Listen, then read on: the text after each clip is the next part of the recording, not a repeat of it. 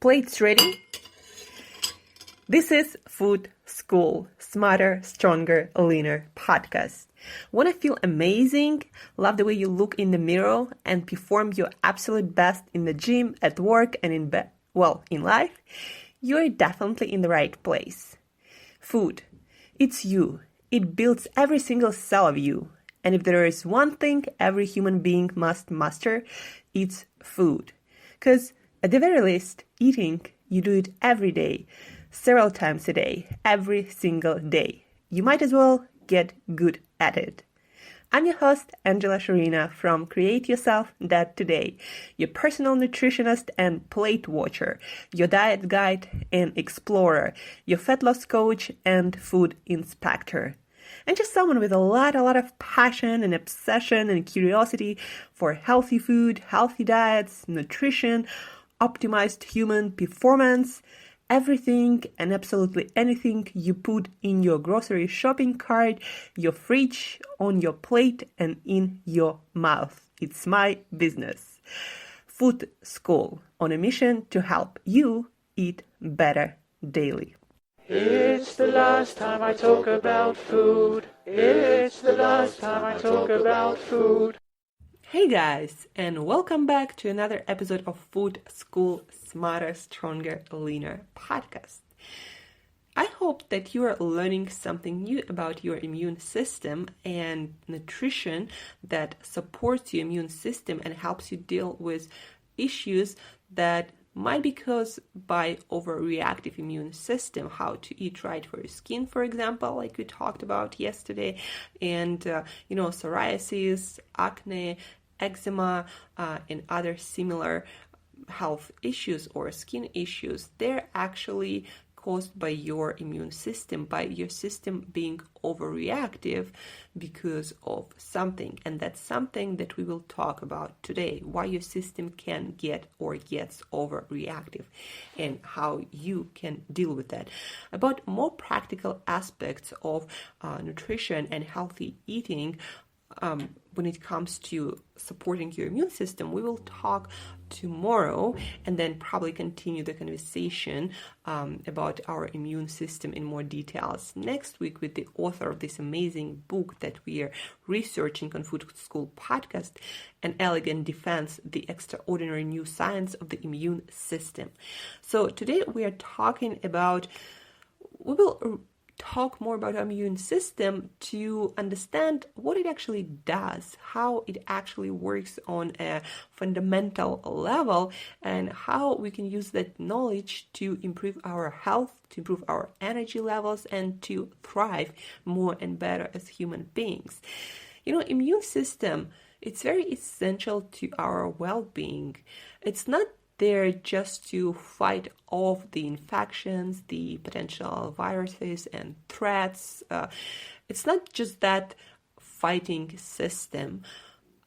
It's also the system that actually keeps our whole body, this complex system of bacterium, of our human cells, of our different organs and organ systems and tissues and all sorts of stuff that human body is. So your immune system has to distinguish between that is you, that is not exactly you but is beneficial to you and or at least not harmful, and that is not you and potentially can be a threat, and what can potentially have a threat and what already has a threat. And your immune system has to do a lot of work. It's a very complicated system that only now we start to understand. Our science starts to understand, and even today we as a society don't really understand exactly how our immune system works and how it distributes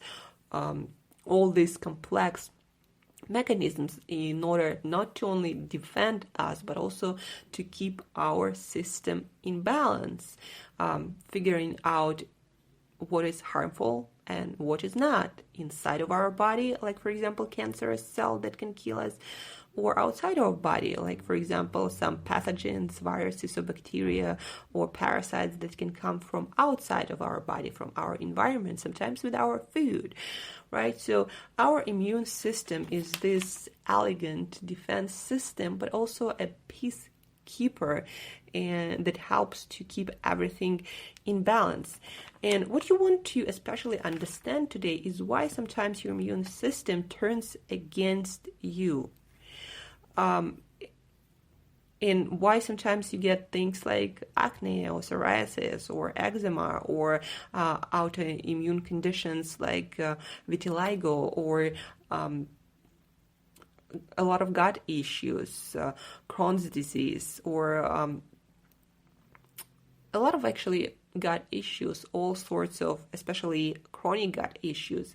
A lot of it has to do with overreactive immune system that reacts negatively as to a threat to your own tissues or certain maybe food particles that are not actually harmful but harmless. So this is all because your immune system might get overreactive and overprotective. And how you can contribute to that? Well, first and foremost is stress, guys. If you don't manage your stress and you live in a constant state of perceived stress, so you perceive the outside world or whatever is happening in your life right now as a threat, your body reacts to that with increasing inflammation in your body. And what inflammation does in your body, most and foremost, is it signals to your immune system that there is a threat, and it might be a life that the threat is might be serious. It might kill you. And so your immune system gets alarmed and starts seeking for that cause of that inflammation. And when it finds none, when you have no viruses, no pathogens, it starts looking everywhere. It starts looking at the things, at your own tissues or your own cells that behave in somewhat different way, or maybe some food particles, maybe lectins or those plant proteins that plants create to defend themselves. And they might not be exactly harmful to everybody or to your body in particular, but your immune system, because they're a little bit different and might be a little bit harmful, but at the end of the day, they might be actually beneficial. So your immune system thinks that might be this threat. So let me attack that. Or maybe some of your gut cells behave differently or in a certain way that trigger your overreactive, overprotective immune system. But all of that is caused by that inflammatory response that your body produces because you are in a stress state. And guys, your body, your immune system has no idea what is in your environment that triggers that stress response. Like for your immune system, a virus, a bacteria, a parasite, a chasing you lion, or a potential loss of job that produce stress response, for your immune system, there is no difference between those events. So your immune system has to react to inflammation no matter where it comes from. And that's why any kind of stress produces inflammation, and that triggers your immune system. And your immune system starts looking for the reason why you are under stress. And when it finds none, a legitimate reason for you to be stressed, chemically or in some other way, it starts acting against what can be a potential threat. And that's why you might have gut issues or skin issues or joint issues, arthritis, all sorts of things, chronic diseases, chronic illnesses caused by your immune system attacking you, attacking self, And all of that happens because of increased stress levels, because of some reason. And the reason might be different, but in our world, very often, because of the stress, is not something physical, not something you can touch, but the cause of stress, the cause of inflammation is something you perceive in your mind to be a threat, or at least something that might cause problems or negative emotions. And if you don't know how to manage that mental state, the perceived stress, then guess what, guys? Again, your immune system will get more and more reactive, more and more in fight mode, and it's going to attack a lot of things. And a lot of those things going to be you. And that's why you might experience a lot of autoimmune issues, a lot of health problems. Your energy levels might be down, and so many other things might go wrong when your immune system reacts not the way it's supposed to react to harmless substances and harmless tissues or your own cells in your body. So that's the thing you want to understand about your immune system. And another very important aspect of the work of your immune system that you need to understand, and it's not just about your immune system, it's also about your other systems. So your body always does more just in case the perceived threat is bigger than your body thinks. So I'm going to give you an example. We talk a lot about blood sugar and the importance of controlling or managing your blood sugar levels in order for you to be healthy. And so in order to maintain a stable blood sugar level, you need to be eating foods that do not produce spike in your blood sugar, and those foods are highly processed, highly sugary foods, high in added sugars, high in processed grains.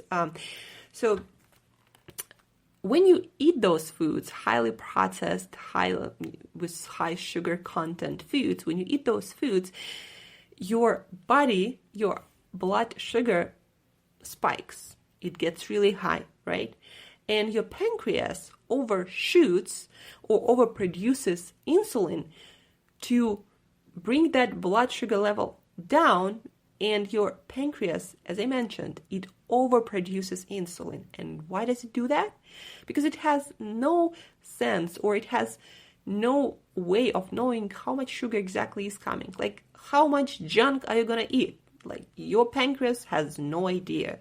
But in case you're going to eat more, your pancreas overshoots insulin. So there is enough to bring your blood sugar down just in case there is more coming. And the same thing happens to your immune system. When there is inflammation, when there is something wrong going on and there is a sign of inflammation in your body, your immune system overreacts. Why? Just in case there is some life-threatening virus or bacteria that your immune system didn't find yet. So your immune system also going to overshoot and overreact to maybe a food particle or a lectin or something else or maybe type of fiber that otherwise is really harmless. But because you're in that state of inflammation and because there is a sign for your immune system that something is going wrong, your immune system gonna overshoot with the reaction, attacking very often your own cells, your own tissues, your own gut, your own joints. So that's what happens when you are in that state of stress, when you're in that stress of inflammation, or you do something that, like overtraining, for example. If you always do something that produces this small level of inflammation, but it's ongoing and you never recover, you always train, guess what? Your immune system will work double shifts and attack everything and anything that can be that potential threat that causes inflammatory response. And that's why also, you got to recover, you can't overtrain. If you want also to have your gut healthy, if you don't want to have some autoimmune issues. So recovery is very, very important, and being able to control and manage your stress. So those two things you want to understand today. Well, maybe not two, but you want to understand that your immune system is that's system that has to distinguish self from non-self, harmful from not harmful.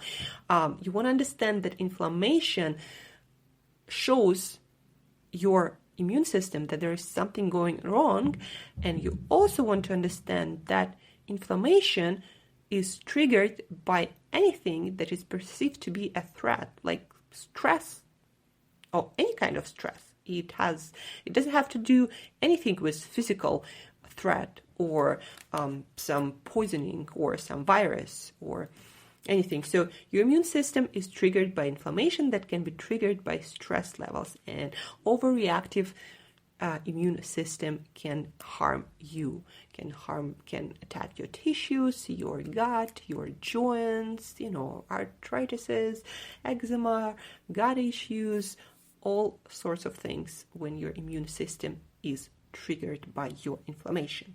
So that you want to understand today. Tomorrow we will talk about practical aspects of nutrition that will help you to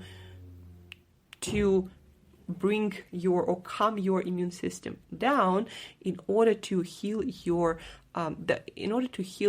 issues with or autoimmune conditions that you might have, or to bring the inflammation down. So about nutrition, diet in practice tomorrow. Today I want to also talk briefly about this aspect of dieting or weight loss that a lot of people either underestimate or get it a little bit wrong, that doesn't produce the result that they want. And I'm talking about fasting, feasting, or cheat days when dieting or for prolonged weight loss. A lot of people underestimate the importance of actually doing what I like to call surplus calorie days, or basically when you eat more than while dieting for weight loss specifically. When you diet, your body, it's a stress for your body, first of all, and also your body's hormones change, elevating hunger hormones like ghrelin that make you hungry, depleting your fullness hormones like leptin that keep you full, that signal to your brain that you are full. So those hormones go down or go up to produce more hunger because you are losing weight, you're in calorie deficit. Also, the amount of stress usually elevates gradually while you're dieting.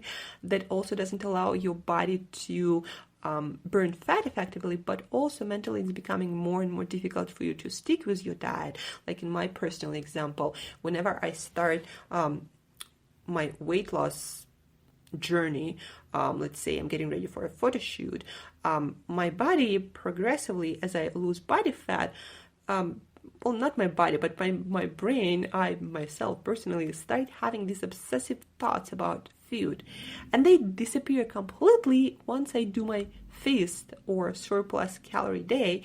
And then when done smart, it allows me to get right back into fat loss phase without really putting any weight on, but restoring my hunger hormones and my sanity and removing all the food obsessive thoughts. So the feast day or calorie surplus day, some people call it cheat day. I don't like to call it cheat day because calorie surplus day versus cheat day is a day when you add nutritious food, when you add more calories. You don't add more junk. Junk doesn't work for the body in any way. Like, you gotta eliminate it 100%, but calorie surplus, adding more nutrition, that helps, again, for you mentally to stick with your diet longer, especially if you need to lose a lot of weight and you're planning to do your diet for quite a while. So you need to do those feast days to make sure that you don't get into this state of obsessive hunger when you give in and eat everything inside. So you need to schedule and do on purpose your feast or calorie surplus day, so it helps you to adhere again to your diet long term, and then it helps you to restore your hunger hormones so you're not actually hungry, and so it allows your body to continue burning fat instead of holding on to that because you're in a constant calorie deficit that is stress for your body and is a signal that there is a shortage of nutrition.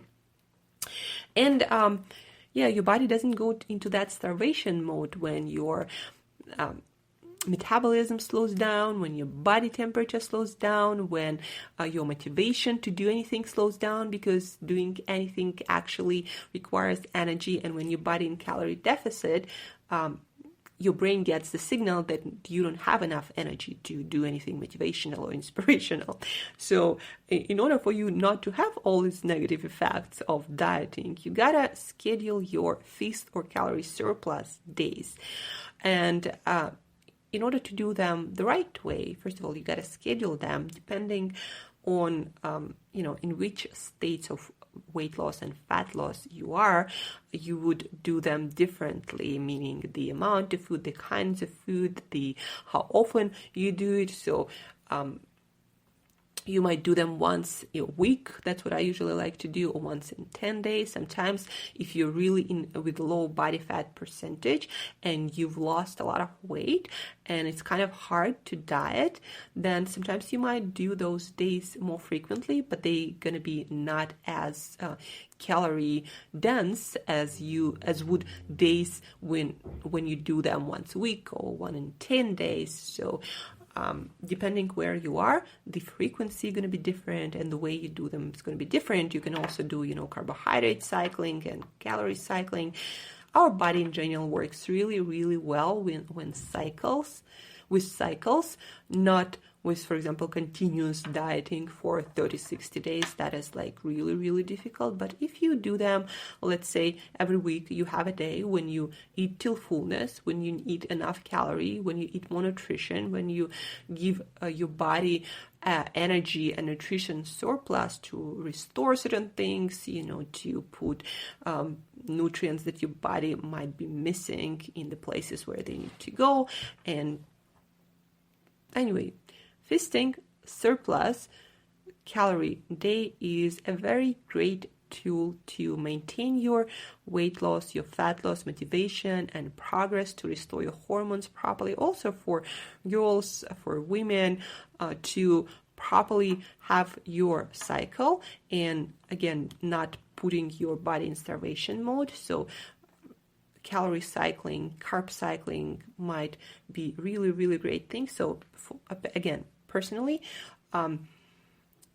I have very low body fat percentage, probably most of the days between 10 to 15%. That for a woman is quite low. It's considered to be athletic body fat.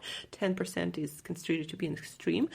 But I maintain and I keep my period because I do those cycling days. And I noticed very well that somewhere in the middle of my cycle, there are a few days when I'm extremely, extremely hungry and sensitive to any calorie deficit. And that the period when you actually, that's the time when you actually need to do calorie surplus, but do it in a smart way with healthy foods, the nutrition that your body actually needs. And that allows your body to continue menstruating and continue its cycle. Whereas if you continue, starving or dieting, then you might very well lose your cycle. And it doesn't actually matter how much fat on your body you have, unless, of course, it's an extreme case. Anyway, so feasting day, calorie cycling, carb cycling, calorie surplus day. Those are, I would say, a necessary tool if you're on a journey, a weight loss journey, and you want to continue to be on the journey and keep your physical health and also keep your mental sanity and keep enjoying your life without feeling like you're hungry all the time, without losing your sleep. That can also happen with dieting. Without all the negative consequences or minimizing as possible all of them. That's what you want to do dieting. You want to be on a diet, on a well-balanced nutritional plan in calorie deficit, and then you want to have calorie nutrition surplus day or two, depending again on each case individually. And then you want to diet again, and then you want to do calorie surplus day. And sometimes you need a whole week of calorie surplus days. again, depends where you are on your weight loss, fat loss, healthy eating journey. The mental aspect of dieting is just as important as physical aspect, guys. So, and if you have any questions, again, reach out, Angela@createyourself.today. The email you can find in the show notes, or you can reach out in any of my social media channels. Ask your question and you'll get your answer.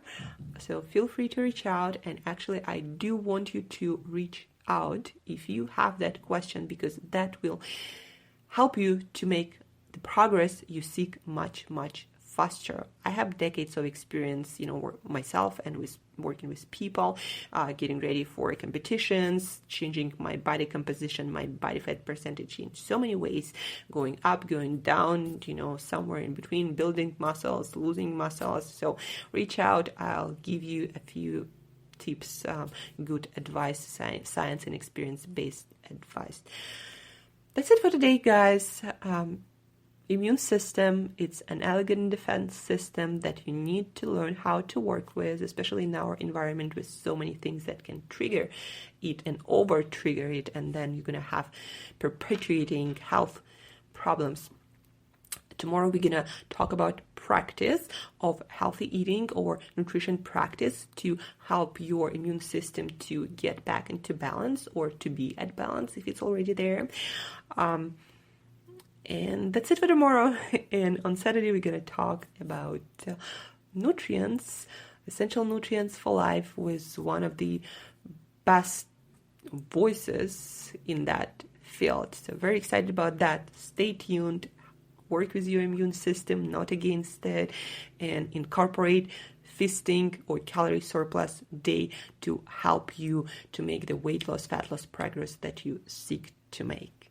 Thank you guys for tuning in. Love you all.